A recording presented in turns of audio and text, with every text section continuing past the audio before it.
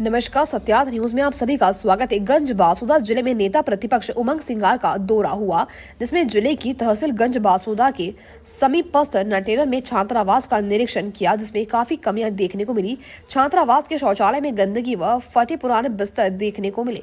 छात्रावास की प्रभारी को बुलाया और उससे पूछताछ की। छात्रावास की मैडम ने बताया कि 6 वर्ष से हमारे छात्रावास के लिए किसी प्रकार का शासन से फंड नहीं मिला। हम बार बार लिखकर भी दे चुके हैं, लेकिन अभी तक कोई सुनवाई नहीं की गई।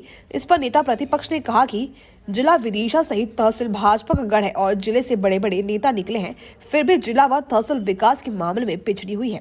गंज बासुदा से जिला चीफ ब्यूरो संजीव शर्मा की रिपोर्ट। तो थोड़ा रुक जाओ यार भैया, सभी लोग रुक जाओ भाई। आप कब से पोस्टिंग है? नहीं निकल रहा है यहाँ से 5-6 साल से ऐसे ही है।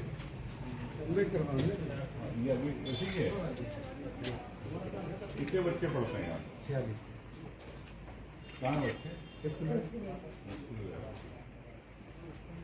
पूरी सीट आ रही है, उसको तो निकल रहा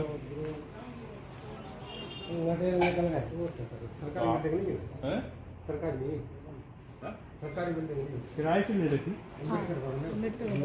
ये अम्बेडकर किराए से ले रखा वो अलग बात है, लेकिन बच्चे तो रह रहे हैं ना। फिर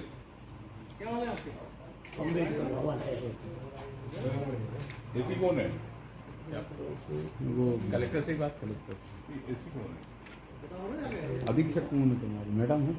हाँ, डीओ मैडम है ना सर। बुला सर डीओ मैडम को भेजा दीजिए।